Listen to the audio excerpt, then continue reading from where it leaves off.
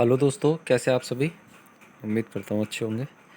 आज हम अपने एक नए वीडियो के साथ आपके सामने पेश हैं और हम इसमें तैयारी कर रहे हैं आधार एग्ज़ाम की, जो कि मेरे काफ़ी दोस्तों ने पास भी कर लिया है, जो कि बहुत ही खुशी की बात है।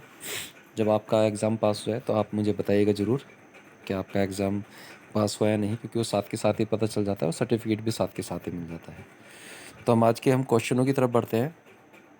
आज का क्वेश्चन है, नामांकन एजेंसी को ऑपरेटरों पर्यवेक्षक के बायोमेट्रिक्स उनके ऑन बोर्डिंग के दौरान कैप्चर करने से बचना चाहिए। तो ये सही है। अगला क्वेश्चन है, जहां निवासी ने कोई भी डाटा उपलब्ध नहीं कराया हो वहां नामांकन कर्मचारी को NA या NA दर्ज करना चाहिए। तो ये झूठ है, उसे खाली छोड़ देना चाहिए। अगला क्वेश्चन है, अस्वीकरण से बचने के लिए नए सिरे से किसी भी नामांकन को करने से पूर्व आधार सुविधा की सक्रियता का पता लगाने के लिए को अग्रसग्रिता का प्रयोग करने की आवश्यकता होती है। तो किससे होती है? ऑपरेटर और पर्यवेक्षक को। नामांकन आदतन के दौरान नामांकन कर्मचारी को मोबाइल संख्या को साझा करना सुनिश्चित करना चाहिए। किसका करना चाहिए? निवासी का, जिसका आधार कार्ड बन रहा है। अगला क्वेश्चन है, बायोमेट्रिक्स अपवाद और उंगली के निशान सही नहीं पाए जाने पर नामांकन कर्मचारी द्वारा किसी भी निवासी को नामांकन करने से इनकार कर देना चाहिए। तो ये झूठ है, वो किसी भी हालत में उसे मना नहीं कर सकता। अगला क्वेश्चन है, नामांकन कर्मचारी को निवासी से नवीन नामांकन के लिए किसी भी प्रकार के भुगतान के लिए नहीं कहना चाहिए। तो ये सच है, उसे किसी भी भुगतान के लिए उसे नहीं कहना चाहिए। अगला क्वेश्चन है, निवासी के पूर्व नामांकन की स्थिति जांच के बिना नामांकन कर्मचारी को निवासी का पुनः नामांकन नहीं करना चाहिए। तो ये सच है। अगला क्वेश्चन है, दिव्यांगजनों, वरिष्ठ नागरिकों, गर्भवती महिलाओं को प्राथमिकता दें। तो ये भी हमारा सत्य है। अगला क्वेश्चन है, यहाँ कुछ उक्तियाँ दी गई हैं, इनमें से कौन सी सही है? तो बायोमेट्रिक्स अपवाद और खराब गुणवत्ता वाली उंगली के निशान के मामले में किसी भी निवासी को नामांकन करने से मना करना, ये गलत है। दूसरा है, बायोमेट्रिक अपवाद के मामले में नामांकन करने के लिए निवासी से भुगतान के लिए कहना, ये भी गलत है। तीसरा, निवासी के पूर्व नामांकन की स्थिति जांचने के बिना निवासी का पुनः नामांकन न करें, ये ठीक है। और चौथा है, दिव्यांगजनों, वरिष्ठ नागरिकों, गर्भवती महिलाओं को प्राथमिकता दें। यानी कि हमारा तीसरा और चौथा इसमें ठीक है। अगला क्वेश्चन है, यहाँ यह देखते हुए कुछ कथन से पूछता है, कौन सा सही कर रहे हैं। पहला है, ऑपरेटर आईडी के कई सेट के लिए एक पासवर्ड का उपयोग ना करें। तो पहला वाला हमारा ठीक है। दूसरा है, ऑपरेटर पर्यवेक्षक के बायोमेट्रिक्स के बल पर कब्जा सक्षम करे, ये गलत है। तीसरा है, कोई भी दो ऑपरेटर एक ही ऑपरेटर आईडी, तो हमारा ये भी सही है। चौथा है, होना चाहिए एक ऑपरेटर सुपरवाइजर की एक ही ओर से नामांकन हस्ताक्षर करने के लिए भुगतान दे।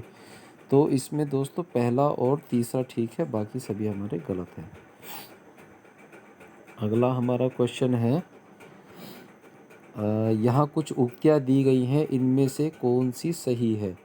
पहली है, अस्वीकारीकरण से बचने के लिए नए सिरे से किसी भी नामांकन को करने से पूर्व आधार सुविधा की सक्रियता का पता लगाने के लिए को अग्रसग्रिता का उपयोग करने की आवश्यकता होती है।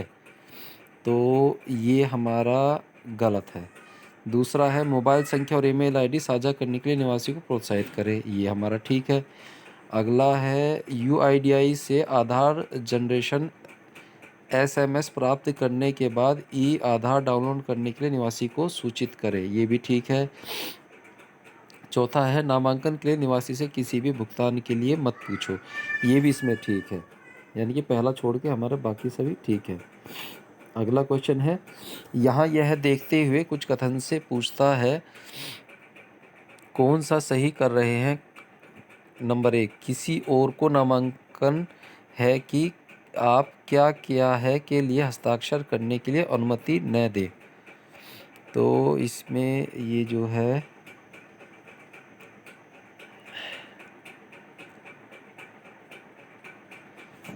यहाँ यह देखते हुए कुछ कथन से पूछता है, कौन सा, किसी और को नामांकन है कि क्या आपके किसी लिए हस्ताक्षर करने के लिए अनुमति ना दें, दूसरे के द्वारा नामांकन के लिए हस्ताक्षर न करें, खेतों जहां निवासी किसी भी डेटा उपलब्ध नहीं कराया जाता NA या NA दर्ज करें। ये भी गलत है। नामांकन के अंत में अपनी खुद की उंगली की छाप दें। यानी कि इसमें तीसरा और चौथा हमारा ठीक है, बाकी इसमें गलत है।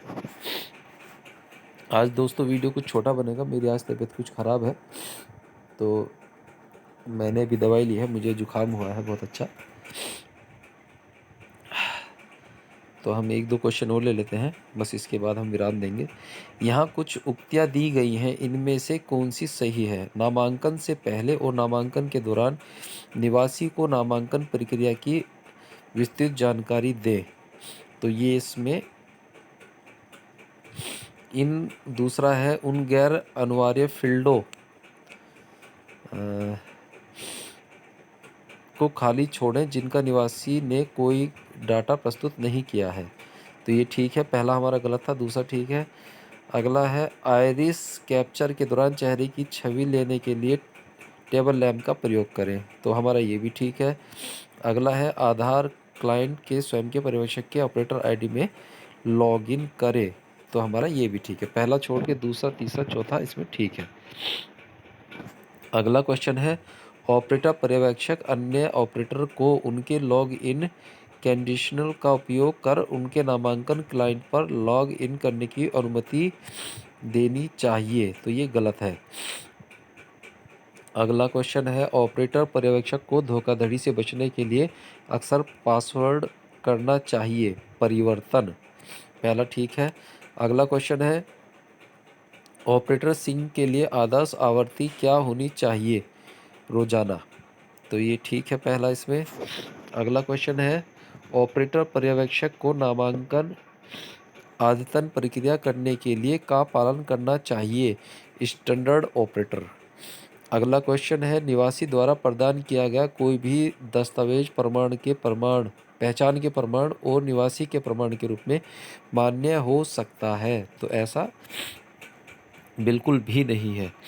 अगला क्वेश्चन है, नामांकन अद्यतन प्रक्रिया के दौरान किसी भी सह ऑपरेटर पर्यवेक्षक के किसी धोखेबाजी की प्रक्रिया के मामले किसे सूचित किए जाने की आवश्यकता है।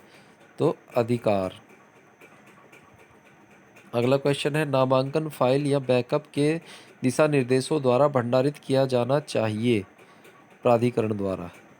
अगला क्वेश्चन है, बायोमेट्रिक अपवाद के मामले नामांकन कर्मचारी द्वारा निवासी के प्रति उसकी भावना के अनुरूप सुलझाए जाने चाहिए दुविधा के बाद। तीसरा ठीक है। अगला हमारा क्वेश्चन है, नामांकन अद्यतन डिवाइस के GPS समन्वय की आवश्यकता कब पड़ती है? रोज नामांकन अद्यतन गतिविधि शुरू करने से पहले। GPS को उससे पहले ही स्टार्ट करना पड़ता है, नहीं तो आपका नामांकन नहीं हो पाएगा।